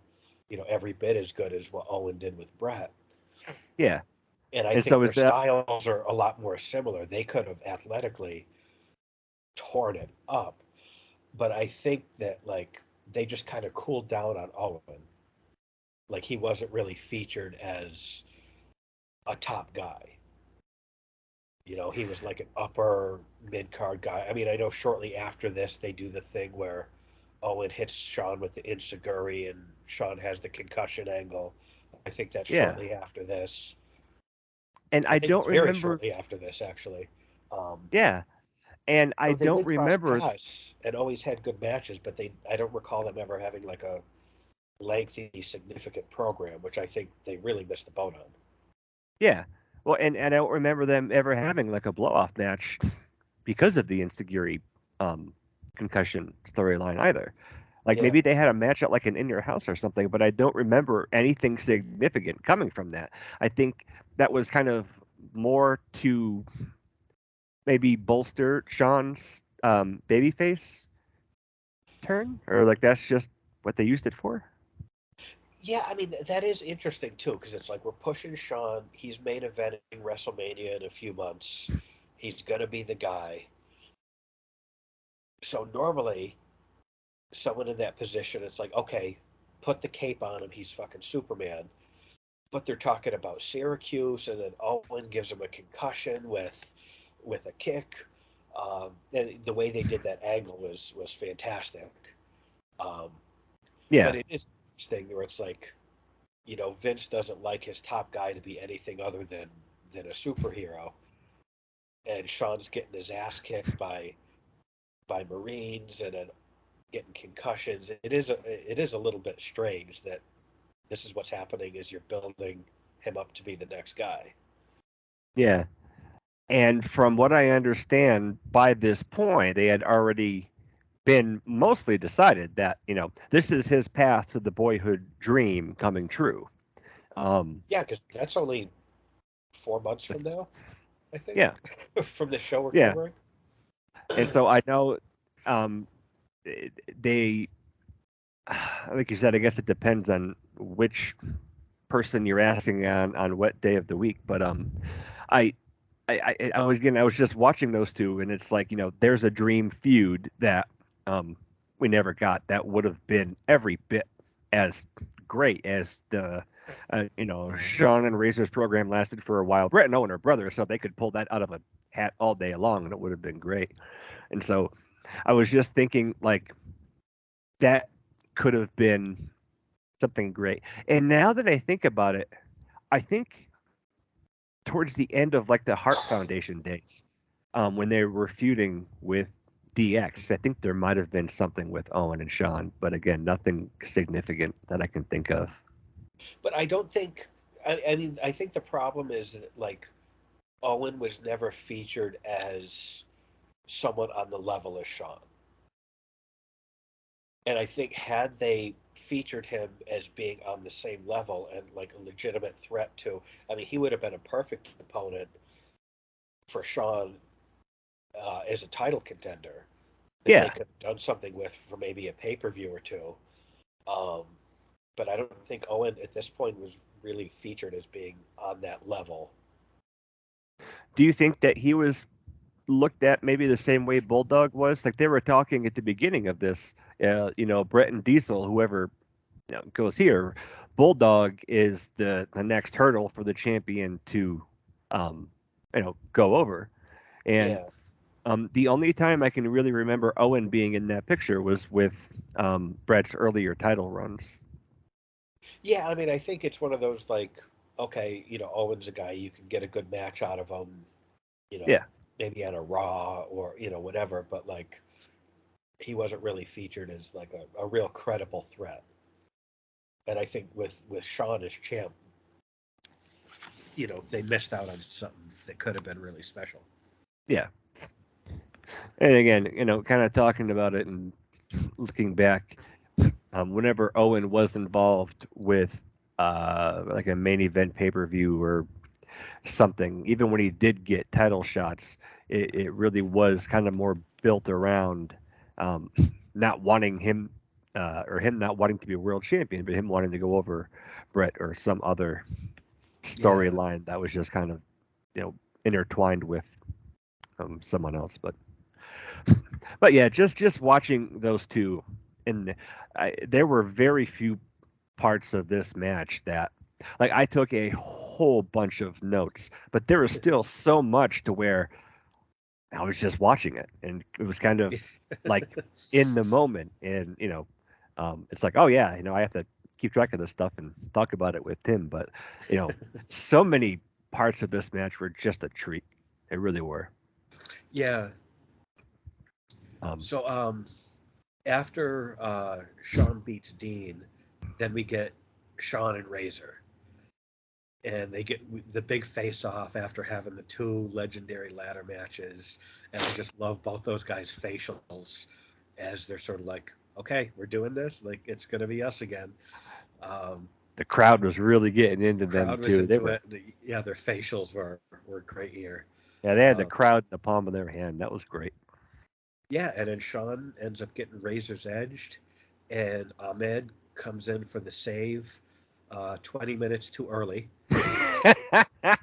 He really jumps the gun on going in for that save. Yeah. Um, And that and was then an oh, good. I was going to say that was a pretty interesting looking Racer's Edge too. Um, I don't know. Well, and then like well, you go ahead. I was going to talk about where Bulldog is going to come in shortly and break up a pin for no reason, and then they just go right back to it. Um, and someone gets to live. Here, go ahead. Sorry. Well, I thought like the interesting thing about this wild card match, and I think there's a lot of reasons why this wasn't a regular thing. I noticed like the crowd didn't know who to cheer and who to boo because you had heels and baby faces on the same team. So the crowd didn't really have a like they were cheering for individuals, not for entire teams, Yeah, that's which I true. think is not what you want in a match like this. But um, I made a note. Sid gets in here at one point, and I always loved Sid would do those punches to the stomach, and I always liked the way that they looked. Yeah, almost like well, I know he played softball, but that big long Yeah, underhand. he'd go like wide and um, but yeah, I just always liked how those looked. Sid, it's for the shit that Sid gets for not being the greatest in ring performer. What he did do looked very good. Like that, he's Yeah. another example, like we were just talking about he had a limited repertoire, but everything he did looked good. Hmm. Um, Yeah. So we had that um, he does a Razors. sweet one arm choke slam to Razor, just single arm. He didn't. Usually people get the other hand under the armpit, but he one arm, nice looking choke slam. Well, and this is a good example too, where he's almost as big as Sid all around too. Yeah, Like I really think you made a great point that he spent his whole life next to Kevin Nash, and so it really is easy to kind of just forget that he's almost Sid's size. So well, that and we've talked about it before. He didn't work like a guy that was as big as he was. He worked like a smaller guy.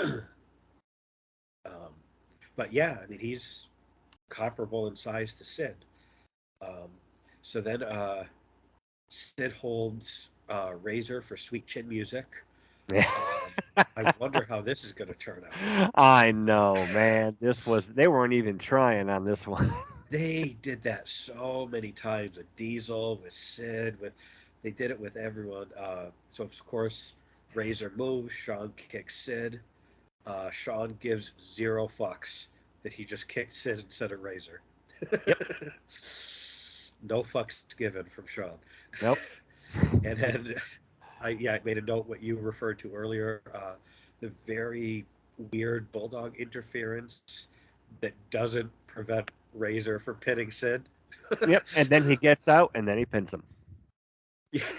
And like even JR is like, what is Bulldog doing? Yeah, it was just bizarre. Mhm. So yeah, then Bulldog's beating on Razor. Sid power bombs Sean and then just bails out. So then we got Razor and Sean are both laid out. Um, Yoko comes in and takes Sean's head off with some vicious punches. Yes. Um, Vince's commentary of Shawn matches in this era is just super annoying. Um, as much as I'm a Shawn guy, uh, at least try to show some impartiality. Especially at this time in the company. That's the thing. Even if you love, no one likes it when this happens. It didn't. Uh, I mean, Sean had. I was thinking like they were kind of doing the same thing with like Roman Reigns in more modern Yeah, times, but with what the company was doing and who Vince was at the time, it's like, man, just because the thing is, Shawn was over in this era. He didn't need that much help. yeah, Like Shawn was over as a babyface. His matches, he over delivered every single time he stepped through those ropes in this era. Yeah, he didn't need Vince's help on commentary. yeah. Sean Like, was, he was cashing those checks with the fans.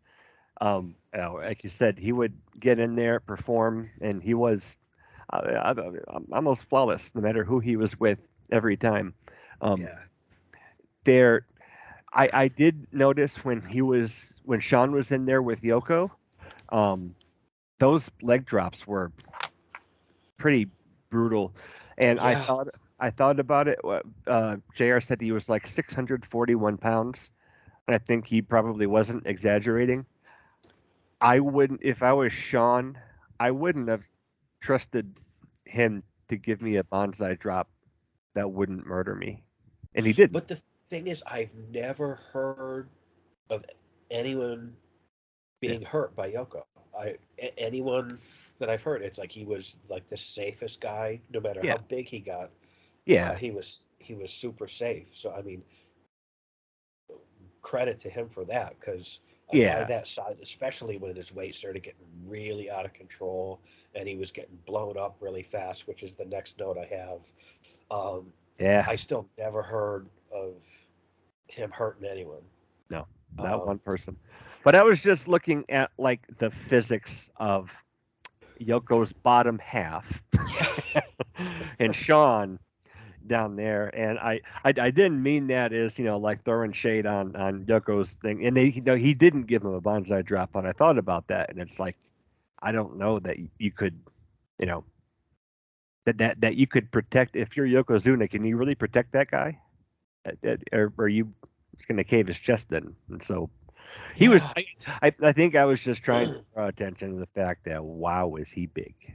yeah. He was massive here, and so excuse me.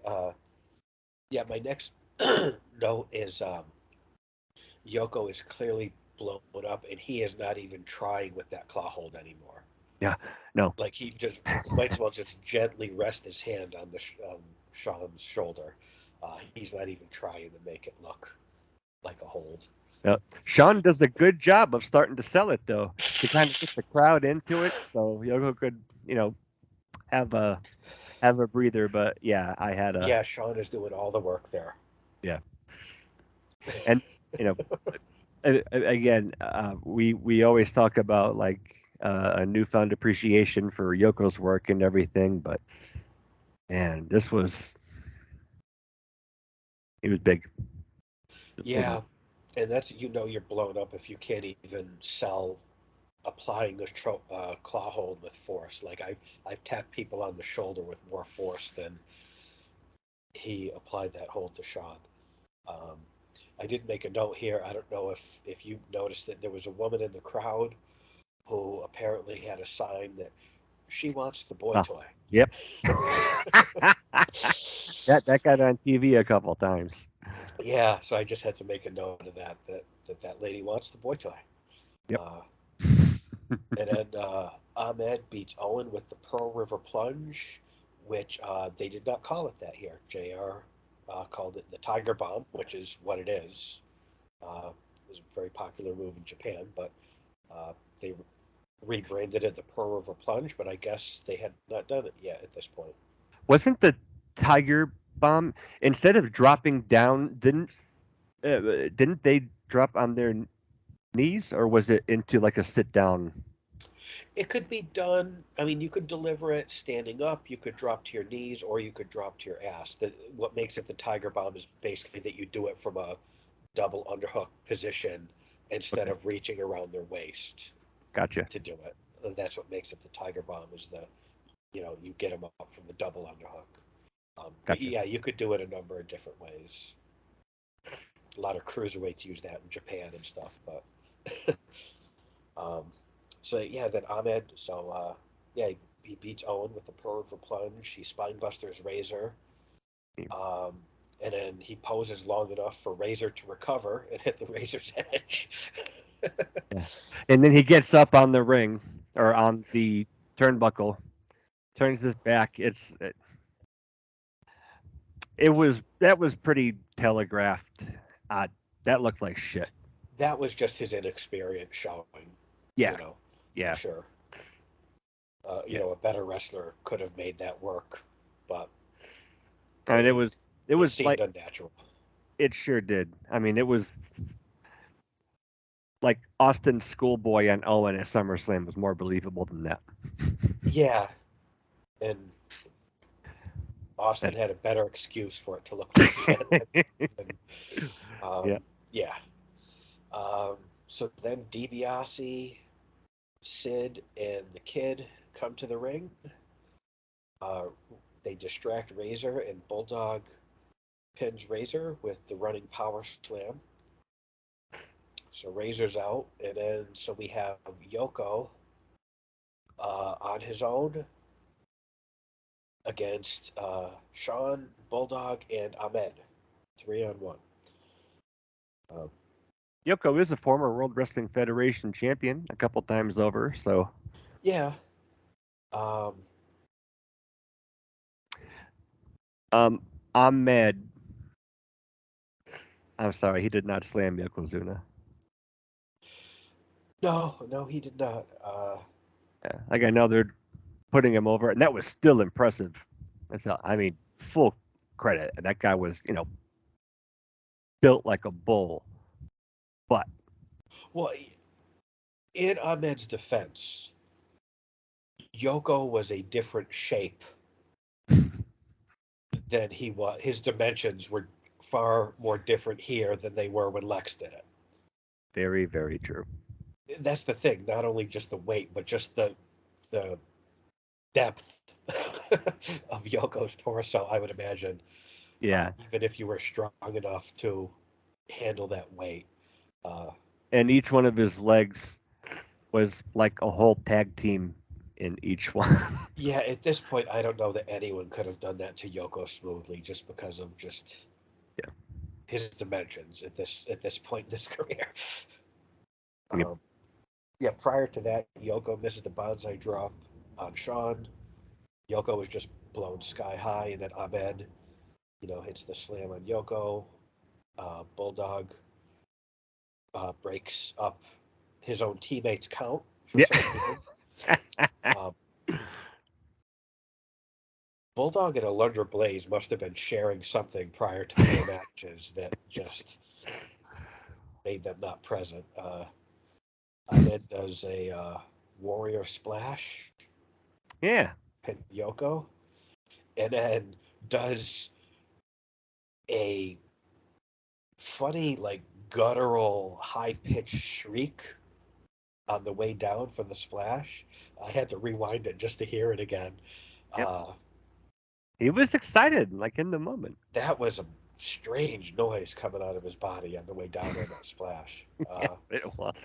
And then Sean does his best to kind of highlight Ahmed as the next big thing He's after the giving Ahmed match. the rub. Yeah, he's really trying, to kind of showcase Ahmed as the next big thing. And then from there, um, Pettengill is in the crowd with Bill Clinton a fucking again for the third time. Sonny is sitting on his lap, and they're just like, I just kept thinking, like, this is like, Vince probably thought this was the greatest thing that ever happened. From everything I've heard about Vince's sense of humor, just like she's sitting on the president's lap, she's spilling popcorn down her cleavage, all this like sexual innuendo about the perfect match and the Undersecretary. undersecretary filling the position. Um, Probably the best of the three segments, but at this point, I'm kind of sick of the Clinton thing. But this was, I think, the best of the three on this show. They kind of had fun with it, and Sunny, played her role to the T, Yeah, just Sunny kind of being elevates those this that she's with. vixen and seductress, and but this humor had Vince written all over it. Yep.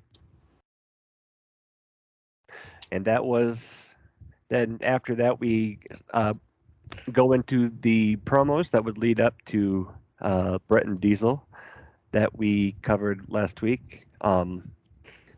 I Yeah, did. And even again, just watching him last night, it was cool. Diesel says, "I jackknifed him twice. Can I beat him?" yeah, And I do love that. I don't get paid by the hour. I don't punch a yeah, clock. Just yeah. I'm not gonna win on points, like yeah. And then Vince pulls the table, and Perfect takes Bret Hart, and JR takes Diesel. And then when Bret's music hit, like that guitar note, yeah, it, I really did get goosebumps. This was just great, uh, great time to be a wrestling fan in general, but a Bret Hart fan as well. yeah. And I think we did a whole show dedicated to the main event, but that was, I think, one of the most fun matches to cover out of all the things we did. One of the best title matches, main events. Just a really fun match to cover, and just the build up could not have been any better Yep, leading up to it. agreed. So this was a really fun match. Taking a look at the uh, the the card, there seemed I don't know. Again, maybe I am still just being a little bit too nitpicky, but like the underdog elimination match and then the wild card one, it didn't. We've both noticed that WWF had been very, um, really, really good at kind of laying groundwork for what was going to come next. Yeah, Um, Being able to tell stories, keep it interesting, and set up things down the way. And I can think of like a couple ones here, and I know Survivor Series is, a it's a particular style of match as well as an event. So, um, I can get that there were some things that were kind of tossed together. Overall, I think it worked. But um, what are your overall thoughts for the event, the Survivor Series 1995 pay per view? overall, I thought this was a good show. I don't think there was any of these matches. I don't think anything was bad. There was stuff that I enjoyed in every one of these matches. Um, yeah, overall, I thought it was a pretty good show. I mean, in this, with these Survivor Series elimination matches, it's a bit harder to lay the groundwork for things moving forward. But I think they did what they could, like, obviously with Razor and Sid and 1, 2, 3 Kid and like that whole thing moving forward. Um, they did what they could with these Hmm. types of matches. But overall, I thought this was a good show. Um, What were um, Well, and so I had thought that the women's match and then the wild card match had the potential um, to kind of steal the show. Out of the elimination matches, which one would be your favorite aside from the singles matches?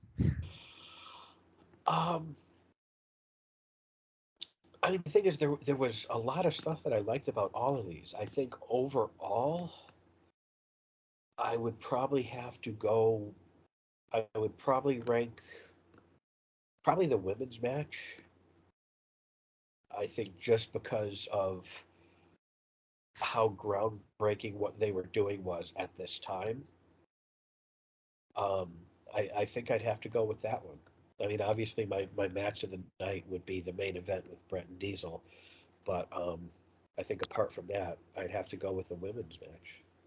Yeah, I think out of the elimination ones, I I mean it's really close for me between the women's and the wild card, but I think the women's match had uh, just kind of the edge in that people weren't really too sure what to expect. In hindsight, I knew this was going to be a great match. A mostly Japanese woman elimination match was Yeah, going to be great. And so I think that was probably my favorite match as well. Um, the last match went almost half an hour, and there were a couple spots in there where Yeah, I mean, it was great overall, but there wasn't anything in there that I think was really too bad. But one moment.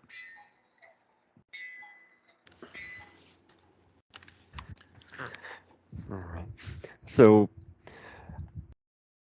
Yeah, I mean, Bulldog like did some very strange things, and then Yoko just being blown up. You know, it didn't ruin the match, but those are two things that stand out where it's like, that could have been different. Um, yeah, that's true. but yeah, overall, I thought it was a good match, had a good pace, ton of star power.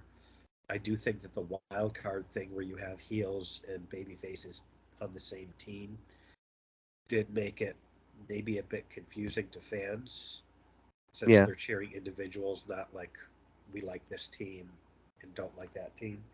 But I mean, overall, it was a good match. yeah. Taking a look at the event as a whole, you said Brett and Diesel would be your match of the night. Oh, absolutely, yeah. Yeah, me as well. Um, what would be one of your favorite moments? Um, I mean, a lot of the spots in the women's matches. I think Marty's top rope power bomb really stuck out to me. Um, And I Sean know it. spank, Sean spanking Cornette with the racket. I mean, there was a lot of good stuff throughout the show. Yeah, and I know it has been a couple weeks since you watched it, Yeah, um, so I could get caught up too. But yeah, I think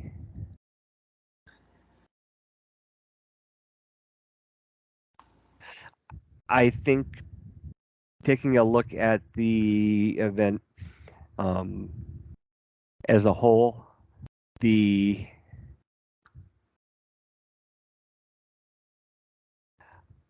I think probably the finish for the Brett and Diesel match.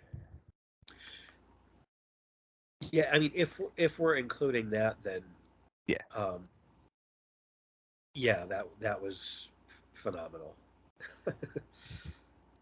And it went along with the whole build up to the story, the previous matches, the promos prior to the match. Everything was just so believable, and that finish, um, it's like he's got Brett beat.